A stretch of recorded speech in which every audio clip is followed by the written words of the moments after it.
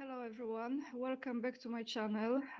President Trump and First Lady Melania Trump just ended their visit at the United Kingdom.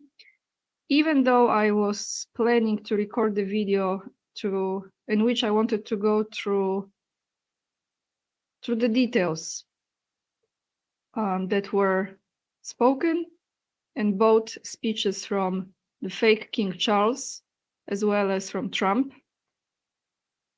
And I wanted to point out at a few quite significant things, the outfits, the colors, etc., because nothing is a coincidence and nothing is random. Everything is intentional. But I decided not to create this video, and the reason is because I have been lately feeling a little bit overloaded with the information that I'm coming across, and that is from what I'm watching and also from the energy. So I have to balance that. Maybe in the future we will go through those things, or I will be referring to that trip. But for now, I have different topics prepared for you today. We will look for a moment at that banquet, at that beautiful royal dinner that many people have been part of. And then we will go to Paris for a moment, because I think what we are going to witness now, and I know France had been in those moments many times when a lot of strikes were taking place, and those strikes, protests were spreading all across the country.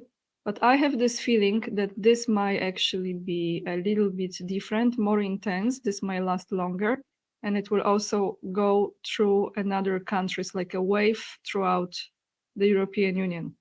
So if you're a French and you're watching me and you live there, and I know I have quite a number of French viewers or viewers who live in France, please be kind, leave the comments down below and let me know how is the situation.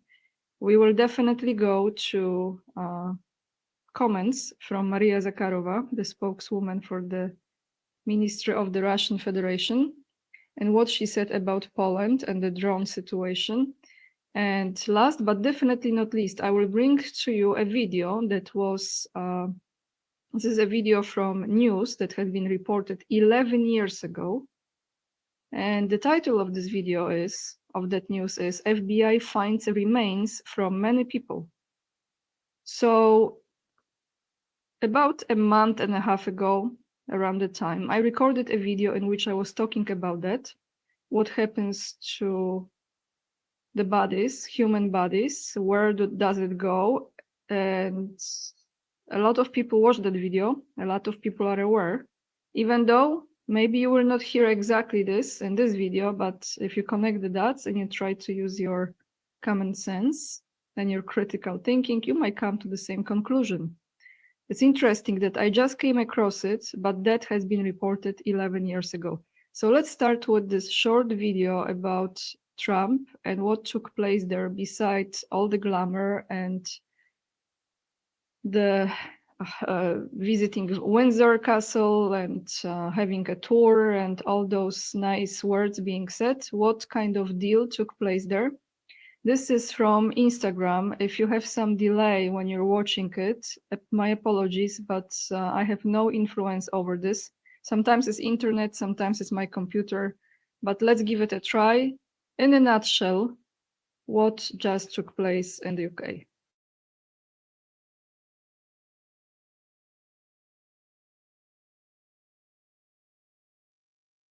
Something kind of big just happened behind closed doors. Tim Cook,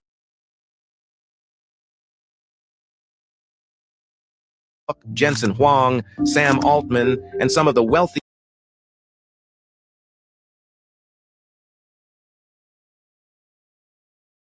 tech and finance billionaires in the world all just flew to the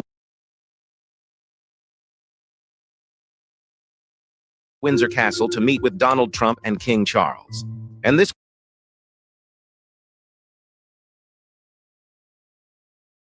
wasn't just a fancy royal dinner, because what's unfolding here is a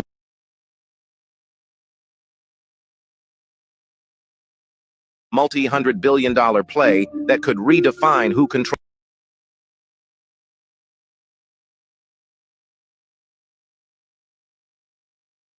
the future of AI, energy, and global powers.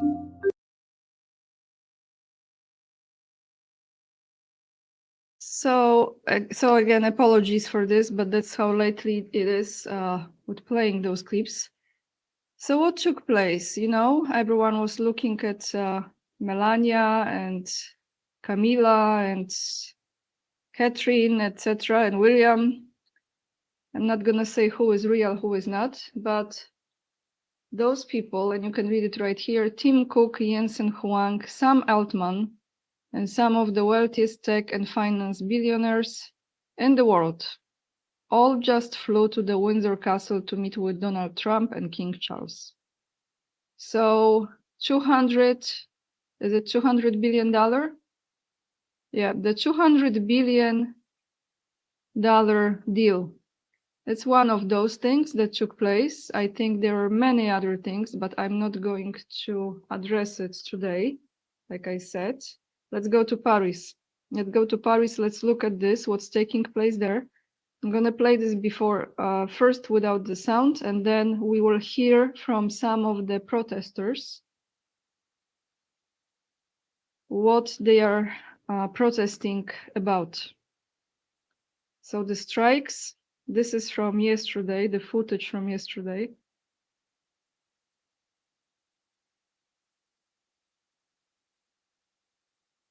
And it looks like this might be just the beginning. So let's listen to some of those people who are attending this protest. And this will be translated already by an eye into English. So let me mute myself. Let's take a listen. What is this about? We've been paying for decades, paying for the rich, paying for the billionaires, paying for the capitalists, and they've emptied our pockets. And today, supposedly, we have to repay the debt. And it's only the workers, whether we're active, disabled, or retired, who supposedly have to pay. We're tired of paying. We've paid too much. And on top of that, they want to make us pay to fill the army's budget. They passed a law for 400 billion euros for the army's budget. On the other hand, hospitals, public schools, their budgets are not increasing. In terms of impact, we hope it will be a very, very strong mobilization that will really push back the government and its projects with this total budget that has become truly unbearable today. We are really fighting for a budget that allows us to have quality public services, to also have a better distribution of wealth, because that is also what we are demanding, and much more equality, especially between men and women.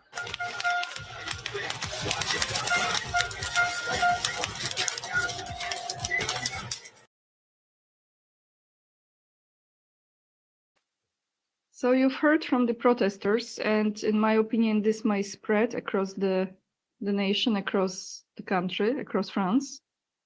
$400 billion, I think, or maybe euros, I'm not sure, budget for the military. So the question is, you keep on squeezing people, but there comes a moment when you cannot squeeze anything out of those people anymore. And then what you do? Maybe that's what you do. I will present to you in the last video, because that kind of makes sense. You can always recycle, right? Let's go to Russia for a moment. And we stay on the topic of Poland and the drone situation. Maria Zakharova says, Poland wants no truth in drone incident. So let's read this. Moscow, September 18th, that was yesterday. The Polish authorities are not seeking to clarify the situation or determine the truth about the drone crash on the country's territory.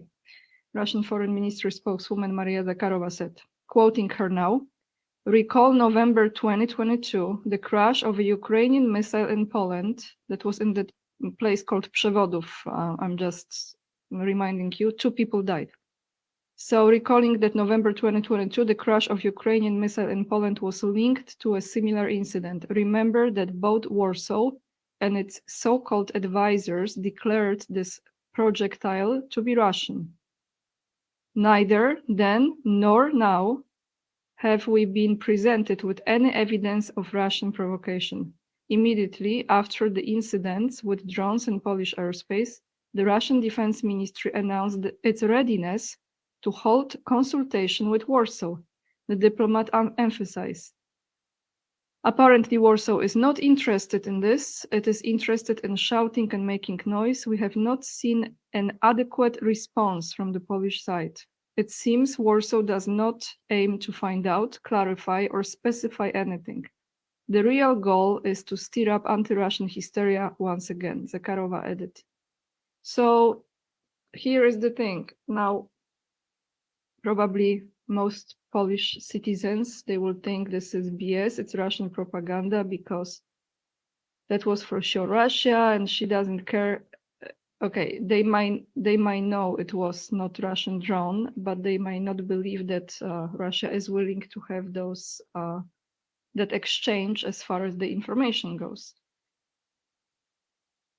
But I think we will come to this point when something has to break. Okay, something has to give.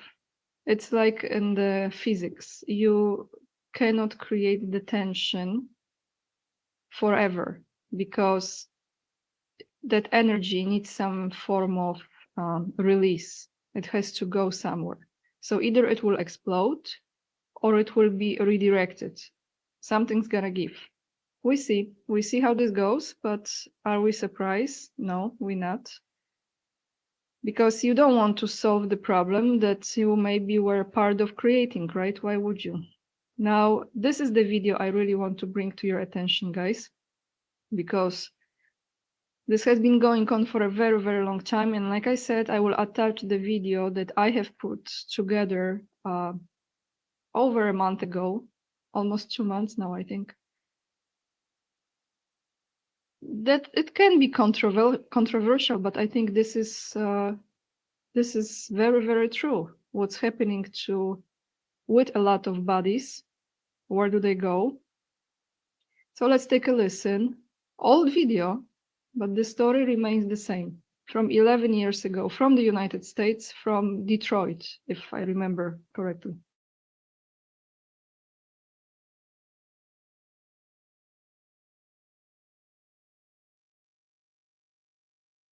Investigation and information on that. The FBI has been following for 3 days here on 7 Action News. Is a Detroit business buying and selling human body parts illegally? And what was inside the business? It may shock you. 7 Action News investigator Jim Kirchner is live with the very latest tonight.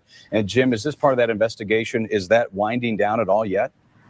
It is indeed, Jeff. Take a live look behind me. This is what's left of the FBI evidence recovery team inside this car. And take a look at this vehicle. We believe this is the owner of the business just returning to take back possession of his business. More on that in a second. But take a look. Another busy day out here on Detroit's east side, just down the road from City Airport. Sources say they have removed several boxes of what is believed to be human remains. Sources say many, many people. This was a big operation. And get this, inside this business, a saw used to cut up bodies, it is believed, all taken away as evidence to the Wayne County Medical Examiner's Office where it will be tested. This business is known as International Biological. It advertised as a medical educational service provider. The owner is Art Rathburn. He has a mortician license, has had in Michigan since 1982, but the big question is, did he get human bodies illegally? And was he selling them illegally? Just moments ago, the owner, we believe, showed up. I tried to ask him some questions. Mr. Rathburn, will you talk with us? What do you have to hide, sir?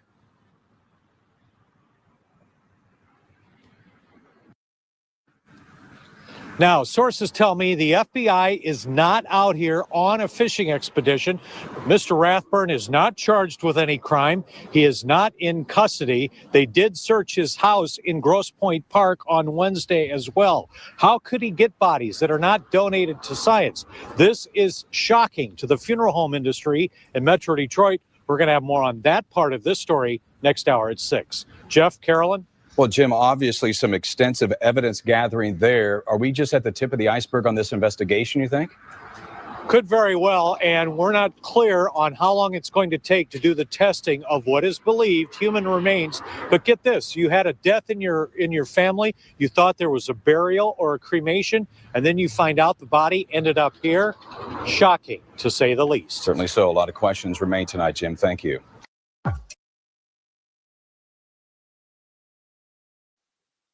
So here is the thing. I came across a recording that was pretty fresh video. I have to find it. Maybe I do it tomorrow to present to you. It was from a man. Maybe you've seen it because he kind of went viral. He used to work in those places where, you know, someone passes away, and those funeral homes where they're supposed to be cremated or have a burial you know, a few days after. And he was telling some things that were very much the same what this situation was about.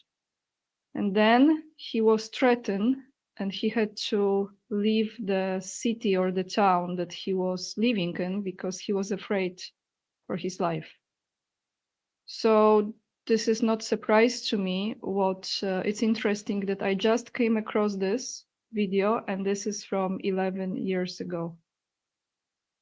Can you believe it, guys? Can you imagine someone from your family dies and you believe that his body is in the casket, or maybe you can see the body when you do it, but when it's supposed to be cremated, you believe it's there,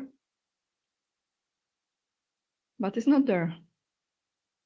And what happens with those bodies or those parts of the bodies? Where do they go? Who processes it? And maybe who eats it afterwards? It sounds disgusting and horrible, right? But I think this is the truth. It's horrific. It's absolutely horrific.